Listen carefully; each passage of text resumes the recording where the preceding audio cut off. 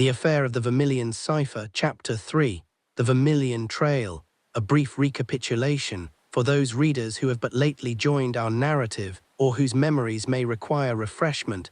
Permit me to briefly recount the extraordinary events that have thus far transpired in this most singular affair. Our tale commenced with the arrival at Baker Street of Major Geoffrey Ashworth, a military officer lately cashiered from the Indian Army under most distressing circumstances. 2 years previous, whilst serving in Bengal, certain documents of the highest military sensitivity had been stolen from the Major's quarters. A safe opened without force, its combination known to none save Ashworth himself. Despite his protestations of innocence, he was held responsible for this grievous breach of security, stripped of his commission, and sent home in disgrace. Major Ashworth sought the aid of my friend Sherlock Holmes, convinced that he had been the victim of some sophisticated plot.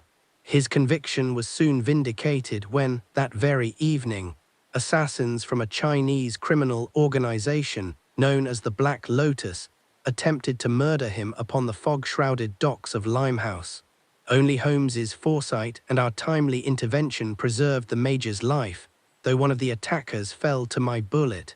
The dying assassin's final words spoke of something called the Vermilion Cipher, a phrase that would prove central to unraveling this mystery.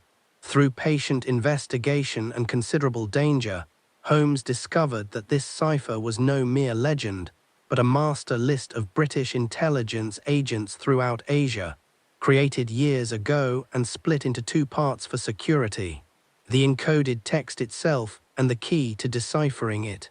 Our inquiries led us to the disturbing conclusion that the gentleman behind this conspiracy was none other than Major Ashworth's own brother, Sir Henry Ashworth, a Member of Parliament.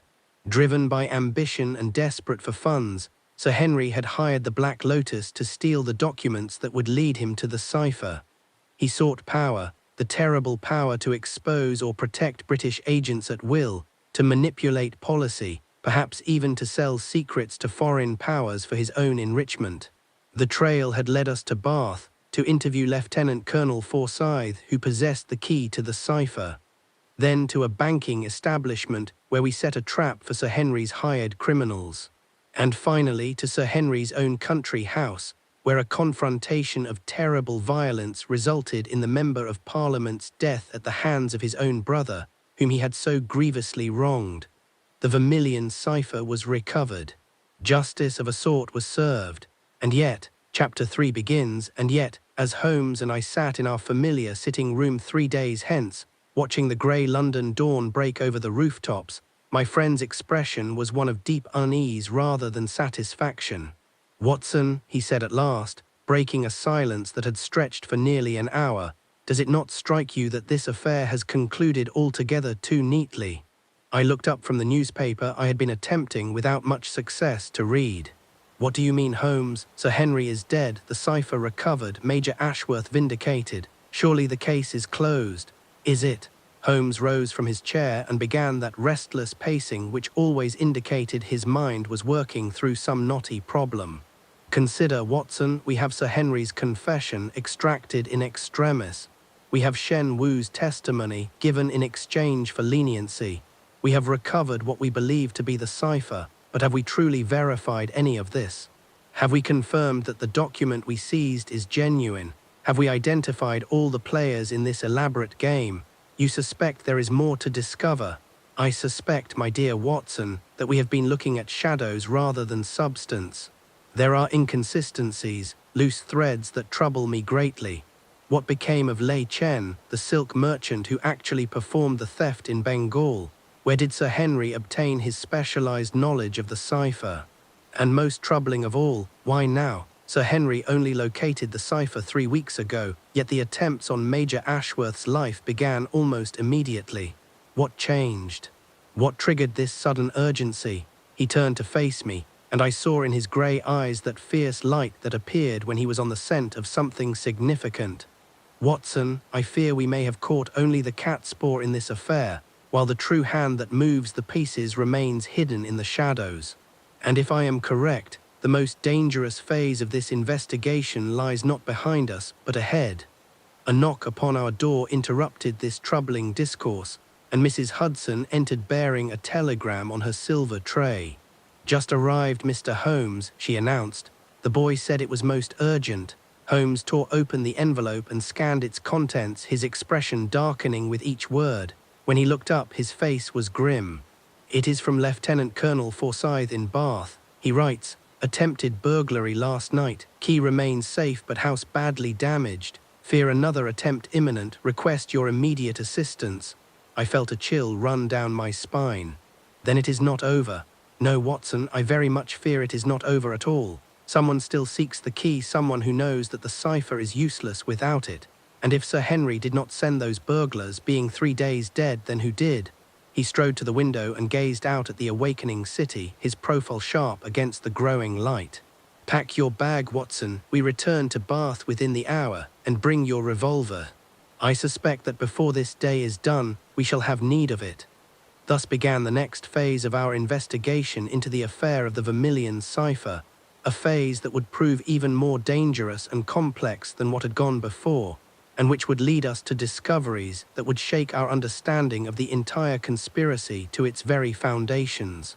The game, as I was beginning to understand, had only just begun, and so our narrative continues. Morning found us, after a few hours of fitful sleep, returning to St. Bartholomew's Hospital to interview Major Ashworth. The Major was awake and, despite his injury, in reasonable spirits.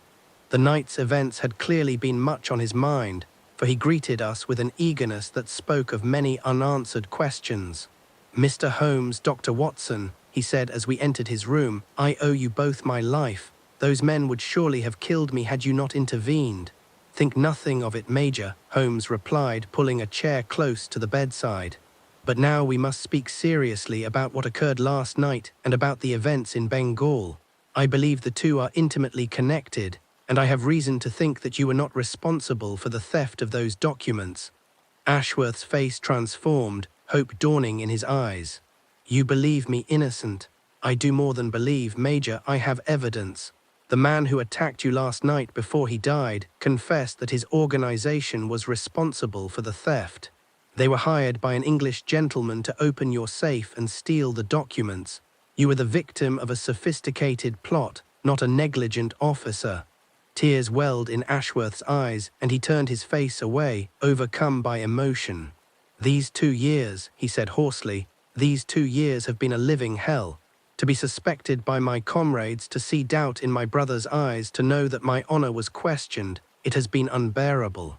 If you can prove what you say, Mr. Holmes, if you can clear my name, I shall be forever in your debt." "We shall do our utmost," Holmes assured him, "but I require your assistance. I must know every detail of the theft, every circumstance surrounding it, no matter how trivial. Begin, if you will, with the day itself. What were your activities on the day the documents were stolen?" Ashworth composed himself and began his narrative. "It was the 14th of October, 1893.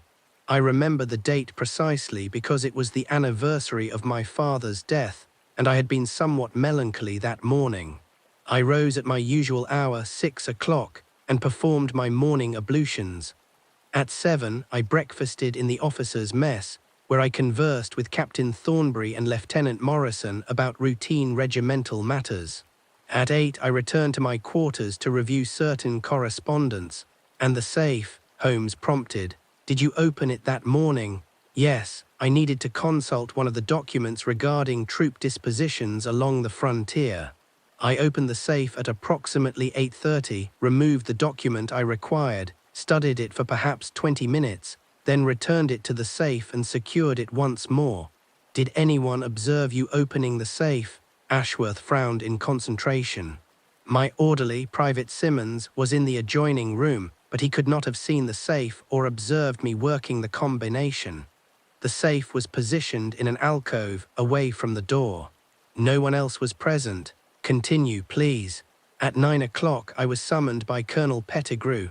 There had been reports of unrest in a village some 12 miles distant, rumors of a holy man preaching against British rule. The colonel ordered me to take a detachment and investigate. I assembled 20 men and departed at 9:30. We reached the village by midday, and I spent the next several hours speaking with the headman and other villagers.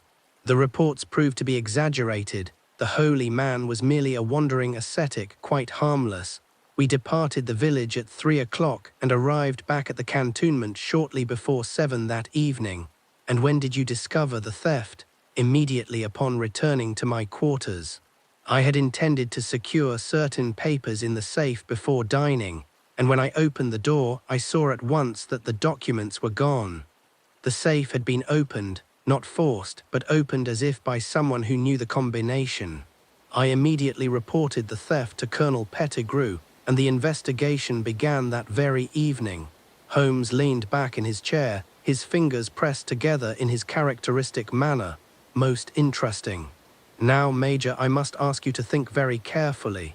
In the days preceding the theft, did you notice anything unusual? Anyone taking a particular interest in you or your movements?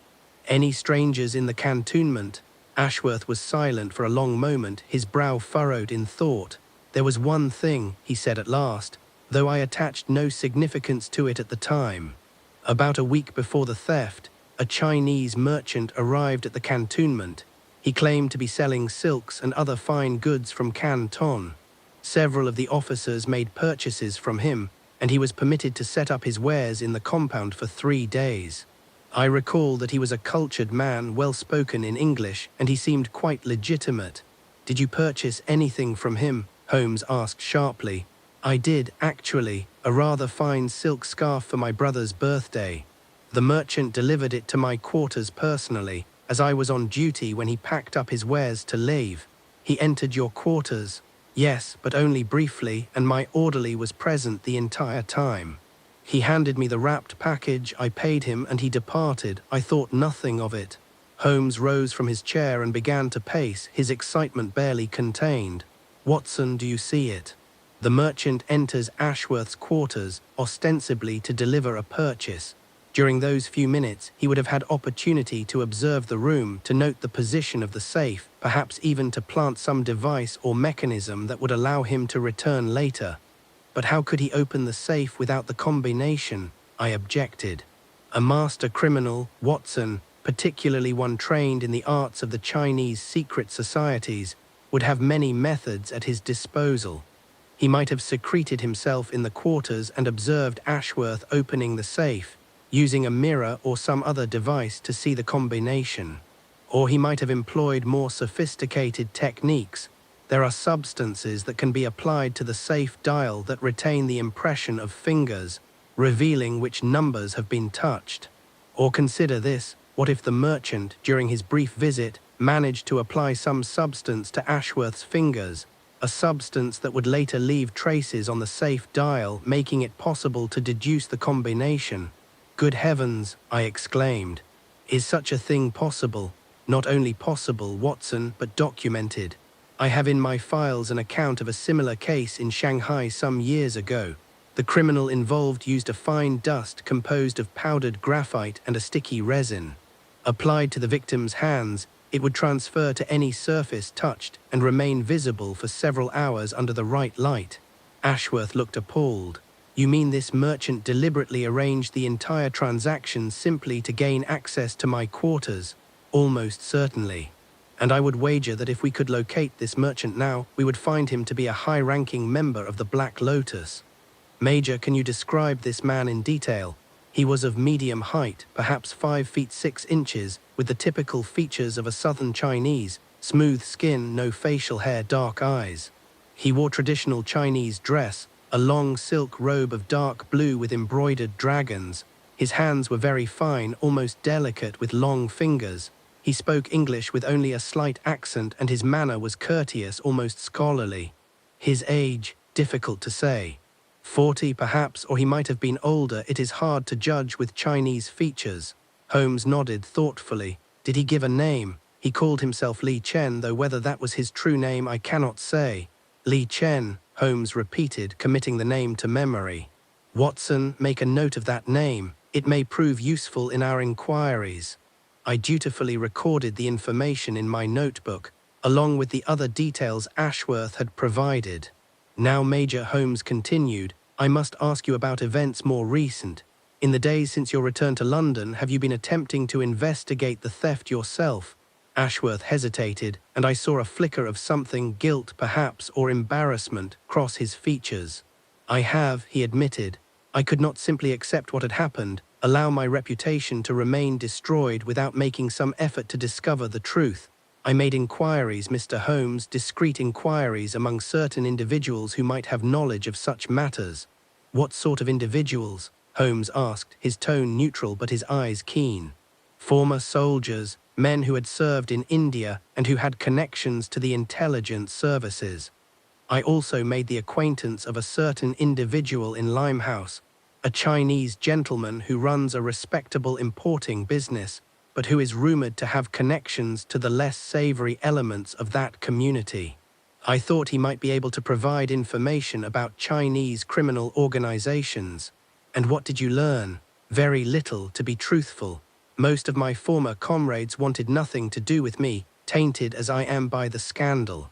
But the Chinese gentleman, his name is Wang Tai, was more forthcoming. He warned me that I was treading on dangerous ground, that there were forces at work that would not hesitate to kill to protect their secrets. He said that the Black Lotus was involved, though he would not say how he knew this. It was he who told me that the Lotus takes contracts from anyone who can pay their price, and that they have agents throughout London. Did Wang Tai mention anything about a Vermilion Cipher? Ashworth looked surprised. Why, yes, how did you know? He said that if I wanted to discover the truth about the theft, I should seek the Vermilion Cipher. But when I pressed him for details, he became evasive and would say no more. He seemed frightened, Mr. Holmes, as if even speaking of it placed him in danger. Holmes's eyes gleamed with satisfaction. Excellent, Watson, I believe we have found our next line of inquiry. We must speak with this Wang Tai. But first, Major, one more question. You mentioned that your brother, Sir Henry, has been supporting you financially. What is the nature of your relationship with him? A shadow passed over Ashworth's face. We were never close, even as children. Henry is 10 years my senior, and we have very different temperaments. He is a man of business and politics, while I chose the military life. When our father died, Henry inherited the estate and the title, while I received a modest legacy. I have not resented this. It is the way of primogeniture after all. But since my disgrace, our relationship has become strained. Henry believes in my innocence, I think, but the scandal has affected him as well. His political ambitions have suffered because of his association with me. Sir Henry is in Parliament, Holmes inquired. He was elected to represent his constituency in Surrey 2 years ago. He had hopes of ministerial office, but with the cloud hanging over the family name, those hopes have been dashed. He has been generous in his financial support, but I sense his resentment, and I cannot blame him for it. Have you discussed your recent investigations with him? No. I thought it best not to trouble him further until I had something concrete to report. Holmes nodded and rose from his chair. Major Ashworth, you have been most helpful. I want you to remain here in the hospital for at least another day, both to recover from your injury and for your own safety. The Black Lotus will know by now that their first attempt on your life has failed, and they may well make another. Here you are safe, surrounded by staff and other patients. Watson will arrange for a private duty nurse, and I shall have a word with the hospital authorities about security. Say nothing to anyone about our conversation, and above all, do not attempt to contact Wang Tai or anyone else involved in this affair. Leave that to Watson and myself. I shall do as you say, Mr. Holmes. And thank you for believing in my innocence. As we left the hospital, Holmes was already formulating his plans. Watson, we must move quickly. The Black Lotus will be regrouping, and whoever hired them will be anxious to complete the contract. We have perhaps a day, maybe 2, before they make another attempt on Ashworth's life. What is our next move? I asked. We go to Limehouse to speak with Wang Tai, but we must approach this carefully, Watson. If Wang Tai has connections to the Black Lotus, as seems likely, our inquiries may place him, and us, in considerable danger. We shall need a cover story, some pretext for seeking him out that will not immediately reveal our true purpose. What do you suggest? Holmes smiled thinly. I think a visit from a gentleman interested in importing fine Chinese goods might be in order. You, Watson, shall be a merchant recently returned from service with the Indian Army Medical Corps, seeking to establish a trade in medicinal herbs and other Oriental products.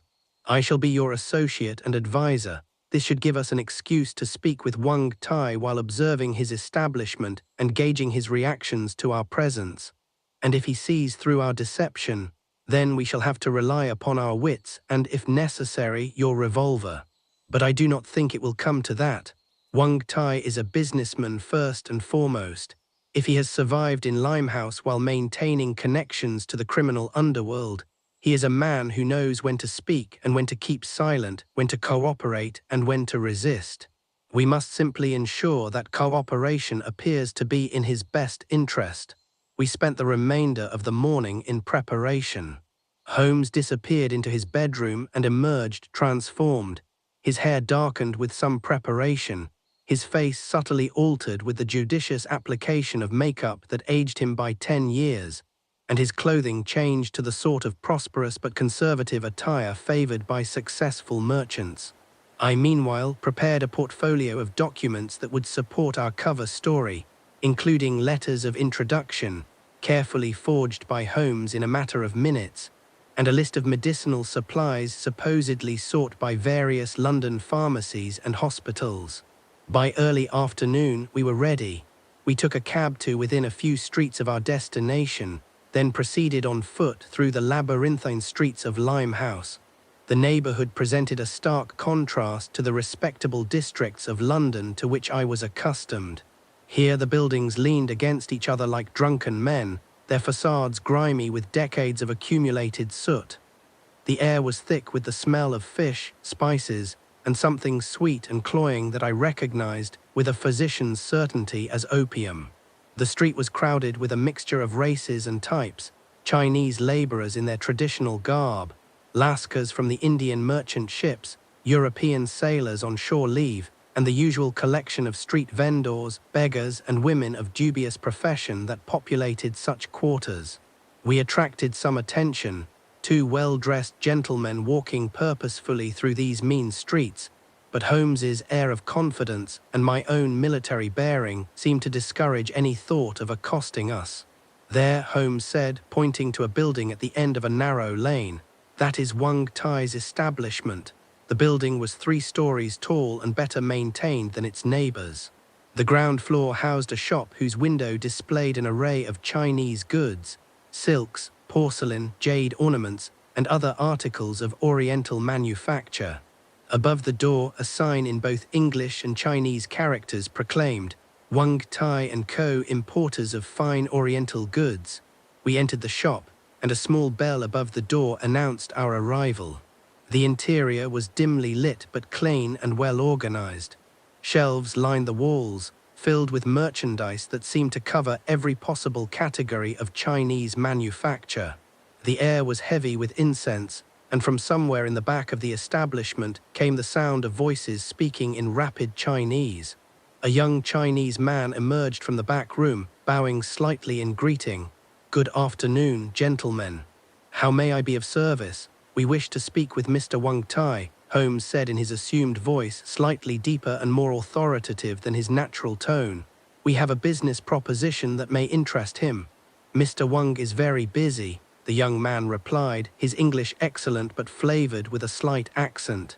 "Perhaps I may help you." "I think not," Holmes said, and there was steel beneath the courtesy of his words. "Please inform Mr. Wang that Mr. Harrington and Dr. Morrison wish to speak with him regarding matters of import from the Orient. We represent certain medical establishments in London that are seeking reliable suppliers of specific substances. It will be worth his while to speak with us." The young man hesitated, clearly weighing whether to admit us or turn us away. Finally, he bowed again. "Please wait here. I shall inquire whether Mr. Wang can see you." He disappeared into the back room and we were left alone in the shop. Holmes immediately began a careful examination of the merchandise, picking up items, examining them closely, then replacing them. I knew he was not merely passing the time, but was looking for anything that might provide information about Wang Tai's business. and his possible connections to the Black Lotus. After several minutes, the young man returned. "Mr. Wang will see you, please follow me." We were led through a curtained doorway into a narrow corridor, then up a flight of stairs to the second floor. Here, the character of the building changed dramatically. The corridor was carpeted with rich oriental rugs, and the walls were decorated with scrolls bearing Chinese calligraphy. We passed several closed doors before our guide stopped at one and knocked softly. A voice from within called out in Chinese, and the young man opened the door and gestured for us to enter. The room beyond was a study that might have been transplanted entire from some merchant's house in Canton. The furniture was all of dark carved wood, and the walls were covered with silk panels depicting scenes of mountains and rivers. A large desk dominated one end of the room, and behind it sat a man who could only be Wang Tai. He was perhaps 60 years old, with a thin, ascetic face and eyes that seemed to miss nothing. He wore a traditional Chinese robe of dark silk, and his long, thin hands were folded on the desk before him. As we entered, he rose and bowed with old-world courtesy. "Gentlemen, please be seated," he said in perfect English, gesturing to two chairs before his desk. "I am Wang Tai. My associate tells me you have a business proposition for me." Holmes and I took our seats, and Holmes began his carefully prepared speech about our supposed interest in importing medicinal herbs and other pharmaceutical supplies from China. He spoke with conviction, displaying a knowledge of such matters that I found impressive even knowing it was a performance. Wang Tai listened attentively, asking occasional questions that showed he was indeed knowledgeable about such trade. Finally, after perhaps 10 minutes of this discussion, Holmes paused and looked directly into Wang Tai's eyes. "But I confess, Mr. Wang, that we are not here solely to discuss trade in medicinal supplies. We have been told that you are a man of discretion, a man who understands the complexities of doing business in a city like London, where many different interests intersect and sometimes conflict." Wang Tai's expression did not change, but I sensed a subtle stiffening of his posture, a wariness that had not been present before. "I am a simple merchant, Mr. Harrington. I import goods from China and sell them to those who appreciate fine oriental merchandise. I know nothing of complexities beyond that." "Come, Mr. Wang," Holmes said, dropping all pretense. "Let us speak plainly. We know that you have connections to certain elements in the Chinese community that operate outside the law. We know that you have knowledge of an organization called the Black Lotus. And we know that you recently warned Major Geoffrey Ashworth that his inquiries into certain matters were placing him in danger." The transformation in Wang Tai was remarkable. His mask of polite courtesy fell away, replaced by an expression of genuine fear. He rose from his chair and went to the door, opening it to ensure that no one was listening in the corridor, then closed and locked it. When he returned to his desk, he leaned forward, his voice barely above a whisper. "Are you mad to speak of such things openly? Do you have any idea what you are dealing with? Perhaps you would care to enlighten us," Holmes said calmly. "Mr. Wang, we mean you no harm. We are investigating a matter that touches upon national security and the honor of an innocent man. We know that the Black Lotus was hired to steal certain documents from Major Ashworth in India, and that they have now been contracted to kill him. We need to know who hired them, and we need to understand what is meant by the Vermilion Cipher. You mentioned this phrase to Major Ashworth. What does it mean?" Wang Tai sank back into his chair, his face troubled. For a long moment he said nothing, clearly wrestling with some internal dilemma. Finally he spoke, his voice heavy with reluctance. "You do not understand what you are asking. The Black Lotus is not simply a criminal organization. It is a society with roots that go back centuries, to the days when secret societies fought against the Manchu emperors. They have codes of honor, rituals, and punishments that are beyond the understanding of Europeans. To betray their secrets means death, not just for oneself, but for one's entire family." "We are not asking you to betray them," Holmes said softly. "We are asking only for information that will help us protect an innocent man and possibly prevent a great harm to this nation." Surely there is a way to provide such information without placing yourself in danger. Wang Tai laughed bitterly. There is no way. The Lotus has eyes and ears everywhere in this quarter. They will know that you came here, that we spoke. Already I am suspect simply by virtue of having warned Major Ashworth. If I tell you what I know, I sign my own death warrant. Then come with us, I interjected. We can protect you, place you somewhere safe until this matter is resolved. Wang Tai shook his head. You cannot protect me from the Lotus. No one can. They are patient, they are thorough, and they never forget. If they decide I must die, then die I shall, whether it be tomorrow or 10 years from now. Holmes leaned back in his chair, his fingers pressed together in thought. Mr. Wang, I believe you are an honorable man, despite your connections to the criminal underworld. I believe you helped Major Ashworth because you recognized that he was innocent of the charges against him, and that he was being made the scapegoat for someone else's crimes. I believe you are uncomfortable with the role the Black Lotus has played in this affair. Am I correct? Wang Tai's eyes met Holmes's, and I saw in them a deep weariness. You are correct, Mr. Harrington, if that is indeed your name. I am not a man without conscience, though I have done things of which I am not proud. The theft of those documents, the ruin of that man's career and reputation, these things trouble me. But what troubles me more is what those documents were used for. What do you mean? Holmes asked, his voice sharp with sudden interest. The documents were not sold to a foreign power as everyone assumes. They were kept here in London by the man who commissioned their theft, and they are still here, hidden somewhere, waiting to be used for some purpose I do not fully understand. How do you know this? Holmes demanded. Because the Lotus was hired not only to steal the documents, but to deliver them to a specific location in London. I know this because my cousin, may the ancestors forgive me, was involved in the operation.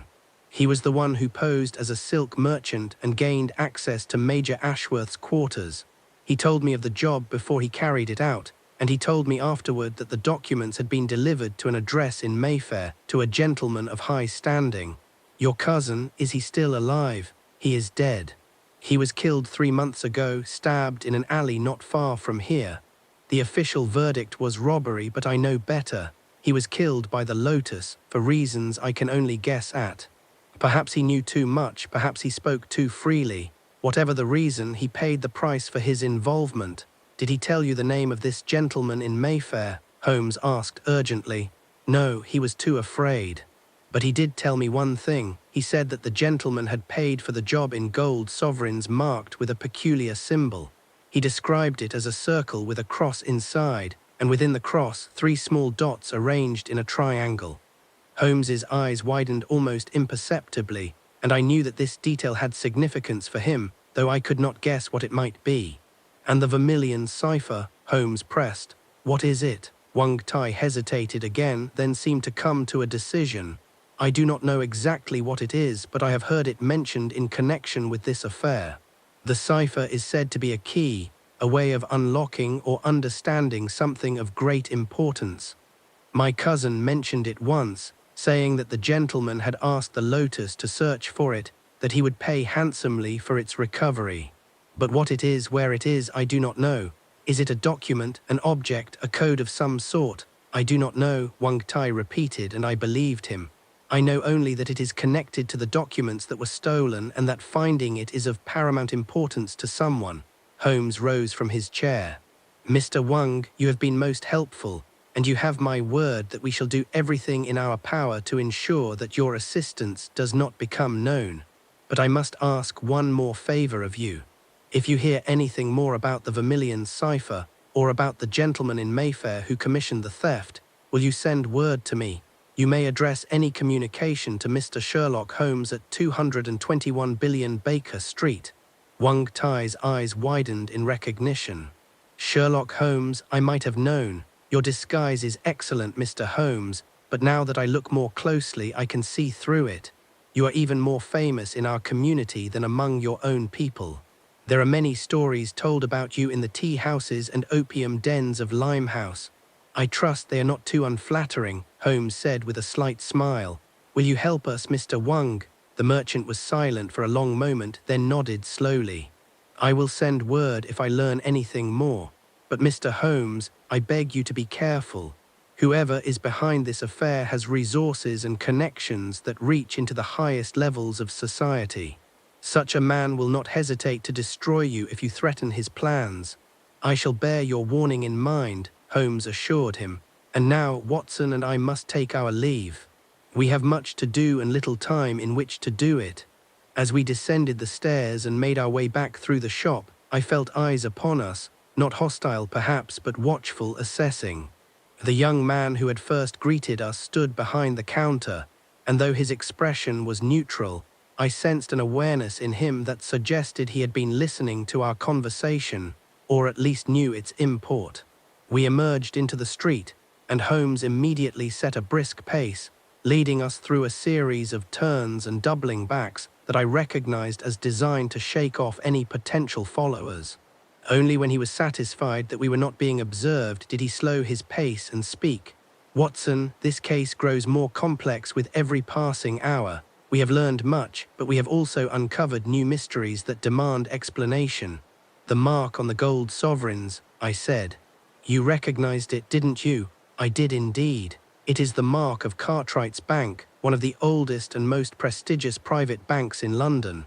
They serve only the wealthiest clients, and they are known for their absolute discretion. The mark Wang Tai described, a circle with a cross and 3 dots, is their private hallmark, used only on special issues of currency minted for their most important customers. Then we need only discover who among Cartwright's clients commissioned the theft. Would that it were so simple, Watson. Cartwright's is notorious for their protection of client confidentiality. They would never divulge such information, even if we had legal authority to demand it, which we do not, based solely on the word of a Chinese merchant with dubious connections. No, we must approach this from another angle. What angle? The Vermilion Cipher. That is the key to this entire affair, Watson. Whoever stole the documents is searching for this cipher, and they are willing to pay handsomely for it. If we can discover what it is and where it might be found, we can use it as bait to draw out our quarry. But how do we find it when we don't even know what it is? Holmes's eyes gleamed with the thrill of the chase. We begin with what we do know. The cipher is connected to the stolen documents, which dealt with frontier defenses and intelligence networks in India. It is described as a key, something that unlocks or explains something else.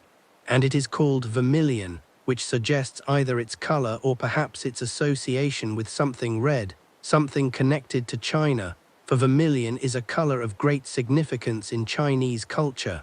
We had reached a thoroughfare where cabs were available, and Holmes hailed one. As we settled into our seats, he continued his analysis. This evening, Watson, I shall consult my files.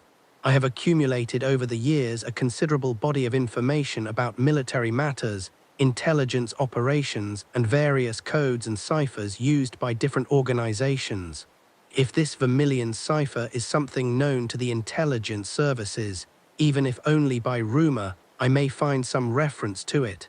Meanwhile, I want you to pay a visit to your old comrade, Colonel Hayter. He served in India for many years, and he maintains connections to the War Office. See if he has heard any mention of such a cipher, but be discreet in your inquiries. We do not yet know who we can trust, and if our mysterious gentleman in Mayfair has connections in military circles, we must be cautious about revealing our interest. I shall go to him this evening, I promised. Excellent. And tomorrow, if we have learned anything useful, we must visit Major Ashworth's brother, Sir Henry. I want to know more about the family dynamics, and I want to observe Sir Henry's reaction when we mention the stolen documents and the current attempts on his brother's life. There is something about that relationship that troubles me, Watson, some undercurrent that we have not yet fully explored.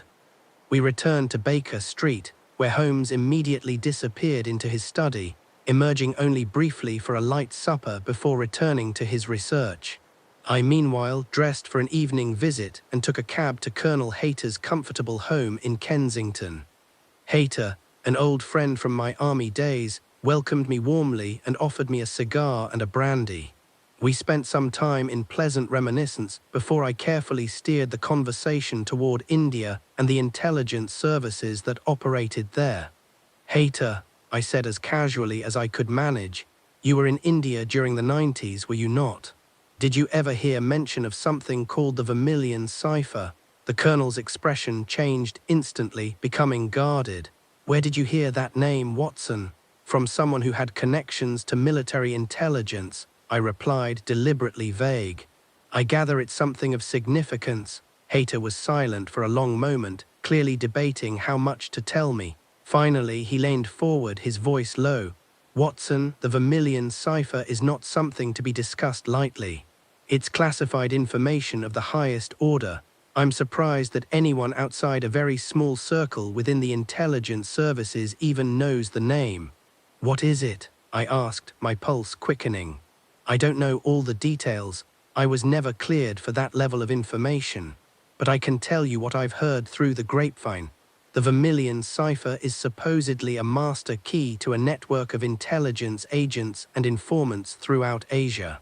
It contains the true identities, locations, and communication protocols for dozens, perhaps hundreds, of individuals who provide information to British intelligence.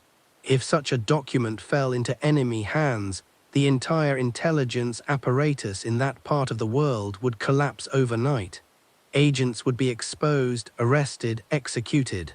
It would be a catastrophe of the first magnitude."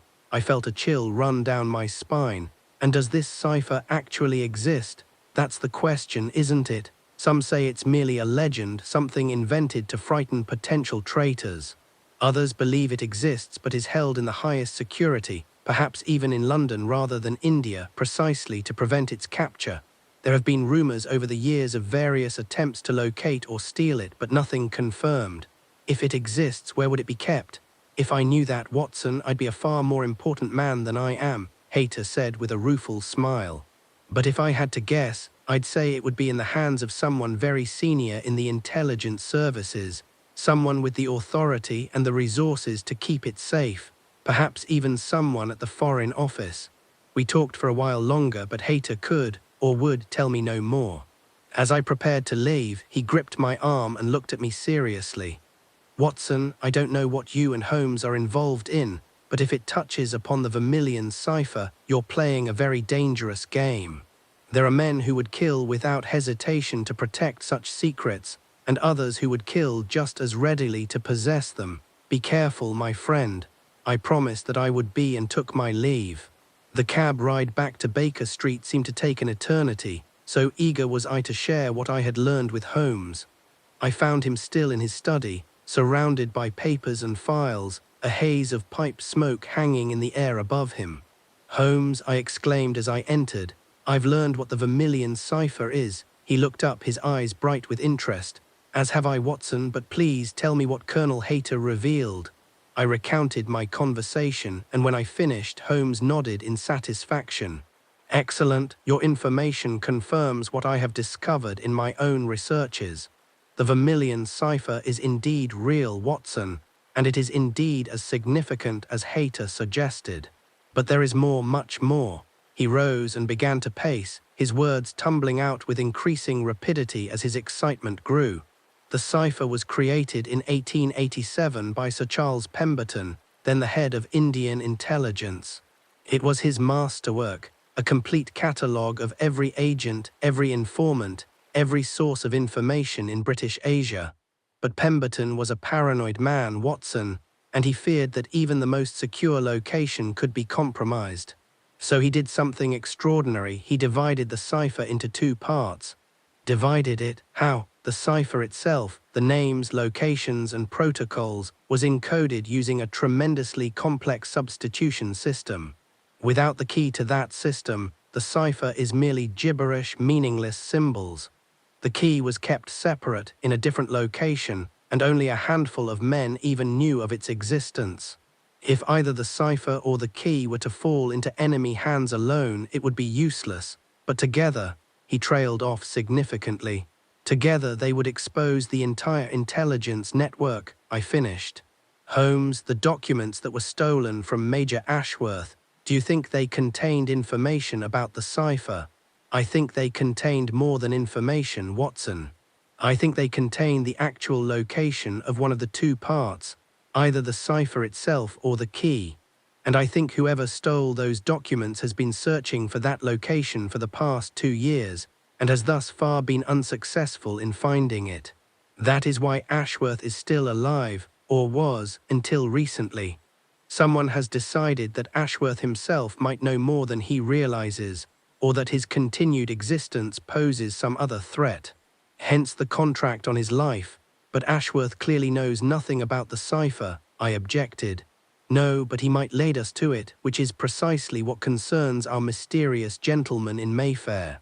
Watson, we are engaged in a race against time. We must find the Vermilion Cipher, or at least one half of it, before our adversary does.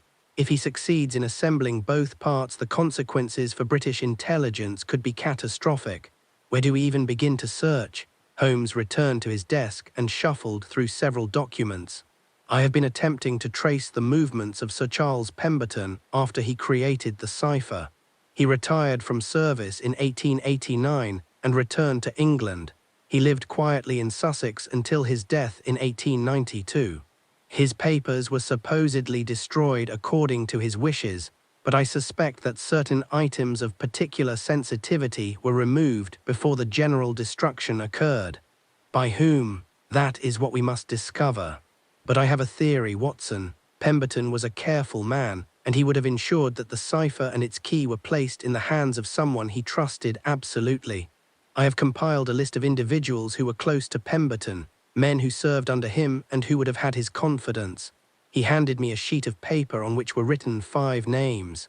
Colonel James Hartley, deceased 1893, Major Edmund Blackwood, currently serving in Cairo, Captain Sir Henry Ashworth, Member of Parliament, Lieutenant Colonel Peter Forsyth, retired, residing in Bath, Captain Thomas Waverley, deceased 1891. I stared at the 3rd name on the list, my blood running cold.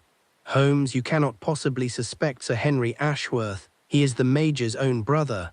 I suspect everyone until the facts prove otherwise, Holmes replied evenly. Consider the circumstances, Watson. Sir Henry served under Pemberton in India. He would have been in a position to know about the cipher. He returned to England and entered politics, requiring considerable funds to support his campaigns and his lifestyle. The theft of the documents occurred shortly after he was elected to Parliament, and his relationship with his brother Geoffrey has been strained. Could it be because Geoffrey possessed information that Sir Henry needed, information he did not even realize he had? But to implicate his own brother in a theft, to stand by while Geoffrey's reputation was destroyed, surely no man could be so callous. I have seen men commit far worse crimes for far less compelling reasons, Holmes said grimly. But I do not accuse Sir Henry, not yet. I merely observe that he had opportunity, motive, and the necessary connections. We must investigate him along with the others on this list. What about the gold sovereigns with Cartwright's mark? I asked. Surely that provides a means of identifying our man. Indeed it does, but we must be subtle in our approach. Tomorrow I shall pay a visit to Cartwright's bank, not as Sherlock Holmes the detective, but as a prospective client of considerable means. While I am there, I shall attempt to learn what I can about their special currency issues and who might have access to them. Meanwhile, you shall call upon Sir Henry Ashworth on the pretext of updating him on his brother's condition. Observe him carefully, Watson. Note his reactions, his manner, his surroundings. Look for anything that might connect him to this affair. I am not certain I can maintain a pretense with a man I suspect of such villainy, I admitted. You must, Watson. We are hunting a most dangerous quarry, and we cannot afford to show our hand until we are certain of our facts. Remember, we have no proof, only suspicions and theories. If we accuse the wrong man, we alert the guilty party and lose our chance to prevent a disaster. The remainder of the evening was spent in planning our activities for the following day. Holmes coached me on what to observe and what questions to ask of Sir Henry, while he prepared his own disguise for the visit to Cartwright's bank. It was well past midnight before we retired, and I lay awake for some time, my mind churning with the implications of what we had discovered. The Vermilion Cipher was real. Someone of wealth and position was actively seeking it, willing to commit theft and murder to obtain it. And all the evidence seemed to point towards Sir Henry Ashworth, a member of Parliament and the brother of the very man whose life he had ruined and was now apparently trying to end. I finally drifted into an uneasy sleep, haunted by dreams of scarlet symbols and mysterious figures in the fog. End of chapter III. And thus, dear readers, we find ourselves poised upon the brink of even greater perils. The Vermilion Cipher lies secure in official hands, yet the key that would unlock its secrets remains vulnerable to those who would seize it. Holmes's suspicions grow ever darker. Could there be another player in this deadly game, someone whose face we have not yet glimpsed, whose machinations have eluded even my friend's formidable powers of deduction? The burglary at Forsyth's house portends dangers yet to come. The shadows of Limehouse hold secrets still unspoken. And somewhere in London, unseen hands continue to pull strings that may yet entangle us all in a web of treachery from which there is no escape. What new revelations await us? Who is the mysterious professor that the captured burglars speak of with such fear? And can Holmes devise a stratagem clever enough to draw this phantom from his hiding place before he strikes again? These questions must remain, for the moment, unanswered.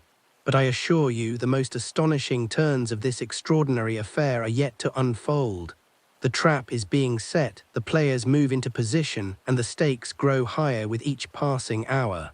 Join us in the next installment as Holmes and Watson venture deeper into danger, where a cunning adversary awaits and the true scope of this conspiracy begins to reveal itself.